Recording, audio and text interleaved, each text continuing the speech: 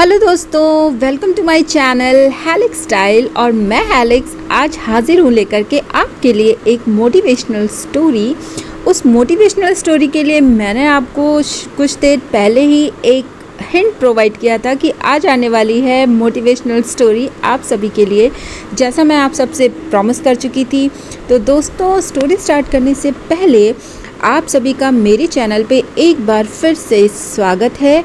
और फटाफट bell icon को प्रेस करिए। Do like, share and subscribe to my channel अपने फैमिली एंड फ्रेंड्स के साथ, ताकि जब भी मैं कोई भी नया स्टोरी, नई आइडिया पोस्ट करूं तो वो आपको फटाफट मिल जाए और आपको कोई भी परेशानी ना हो। तो दोस्तों, अब हम स्टार्ट करते हैं अपनी स्टोरी। हमारी आज की स्टोरी होने वाली है एक मोटिवेशनल स्टोरी। उस स्टोरी को आप ये भी कह सकते हैं कि ये मोटिवेशनल है, ये इमोशनल है। कहीं ना कहीं ये हमें लाइफ में हैप्पीनेस कैसे हम पा सकते हैं, हमें वो सिखाती है। या हम किस तरीके से किसी भी सिचुएशन में दूसरों को खुश रख सकते हैं या दूसरों को खुशियाँ दे सकते हैं अपनी छोटी छोटी एक्टिविटीज़ से, अपनी छोटी छोटी एफर्ट्स से। बेसिकली स्टोरी इस पे बेस्ड है। इस स्टोरी का जो टाइटल होने वाला है वो है अ पोस्टमैन। जी हाँ दोस्तों, अ पोस्टमैन।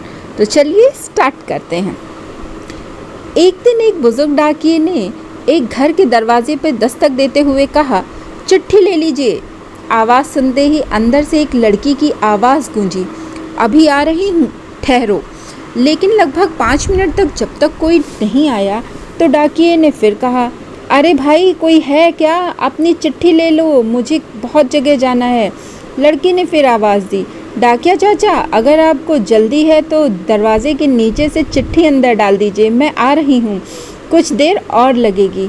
अब बूढ़े डाकिये ने झल्ला कर कहा, नहीं, मैं खड़ा हूँ, रजिस्टर्ड चिट्ठी है, किसी का भी हस्ताक्षर चाहिए।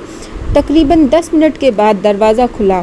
डाकिया इतनी देर से बहुत ही झल्लाया हुआ था तो वो उस लड़की के ऊपर बस चिल्लाने ही वाला था कि उसकी आंखें खुली की खुली रह गईं जब उसने देखा उसके सामने एक नन्ही सी अपाहिज लड़की खड़ी है जिसके एक पैर नहीं था।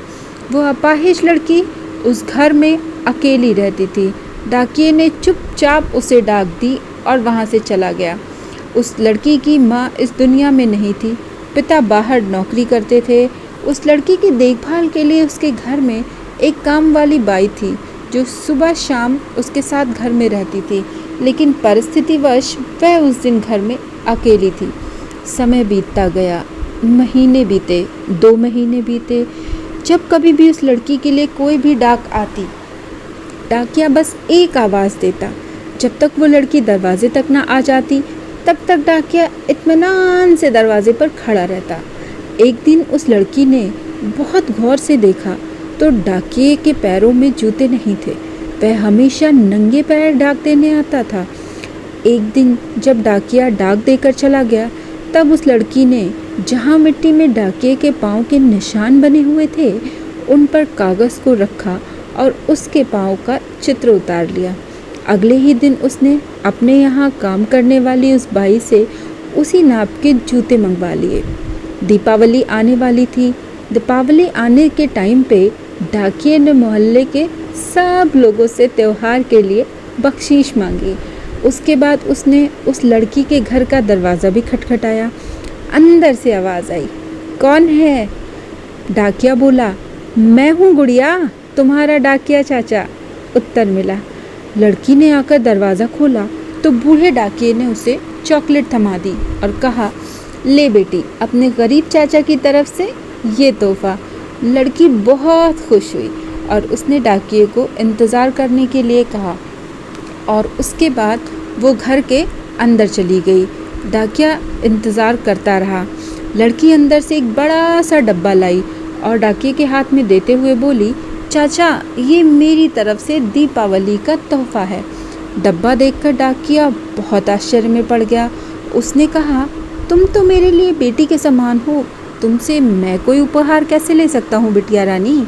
लड़की ने आग्रह किया, नहीं नहीं, ये आपके लिए है। ठीक है कहते हुए बूढ़े डाकिये ने पैकेट ले लिया। लड़की ने कहा, चाचा, इस पैकेट को आप घर पर ले जाकर के ही खोलना। डाकिये ने कहा, ठीक है। घर जाकर के जब उसने पैकेट खोला तो वह आश्चर्यचकित रह गया, क्योंकि उस पैकेट में एक जोड़ी जूते थे। डाकिये की आंखें डबडबा गईं। अगले ही दिन डाकिया अपने डाकघर पहुंचा और पोस्टमास्टर से फरियाद की कि उसका तबादला फ़ौरन ही दूसरे इलाके में कर दिया जाए। पोस्टमास्टर ने पूछा, कारण क्या है? तो डाकिये ने कहा, वे जूते जो उसे मिले थे। उन जूतों की सारी कहानी उसने पोस्टमास्टर को सुनाई और भीगी आंखों और रूंधे हुए गले से कहा, सर, आज के बाद मैं उस गली ना जा सकूंगा। उस छोटी अपाहिज बच्ची ने मेरे नंगे पाँवों को तो जूते दे दिए, पर मैं उसे पाँव कैसे दे पाऊंगा, यह मेरे वश में नहीं है। तो दोस्तों, ये थी मेरी आज की मोटिवेशनल स्टोरी। आई होप आप लोगों को ये स्टोरी ज़रूर पसंद आई होगी, क्योंकि कहीं ना कहीं इस स्टोरी में एक एहसास, एक दर्द, एक सुख, दूसरे को खुशी देने की खुशी, ये सारी चीज़ें हैं। और ये स्टोरी कहीं ना कहीं हमें ये सिखाती है कि हम किसी भी परिस्थिति में हों, हम किसी भी परेशानी में हों, हम कैसी भी स्थिति में हों, अगर हम चाहें तो हम दूसरों के लिए हमेशा कुछ ना कुछ अच्छा कर सकते हैं और हमेशा खुश रह सकते हैं। तो इसी के साथ दोस्तों, मैं हेलेक्स लेती हूँ आप सबसे विदा, और तब तक आप इंतज़ार करिए जब मैं आपके लिए लेकर आऊँगी एक और नई मोटिवेशनल स्टोरी, और उस स्टोरी के साथ होंगे कुछ और भी आइडियाज़। दोस्तों, अगर आपको मेरी ये स्टोरी पसंद आई हो तो प्लीज़ कमेंट सेक्शन में जाकर के ज़रूर बताइएगा कि आप अपने आप को इस स्टोरी से कितने % तक कर पाते हैं रिलेट। और उसके साथ ही अगर आपके पास कोई भी स्टोरी हो तो आप प्लीज़, जो मैंने अपनी मेल आईडी आपको प्रोवाइड की है, उस पर मेल करिए और अपनी वो स्टोरी मुझे पोस्ट करिए। आपकी पोस्ट की हुई स्टोरी मैं हेलेक्स सुनाऊंगी अपनी वॉइस में अपने चैनल पे। तो तब तक के लिए टिल देन, बाय बाय, शब खैर, शुभ रात्रि। और हाँ, do like, share and subscribe to my channel Helix styles. Bye bye.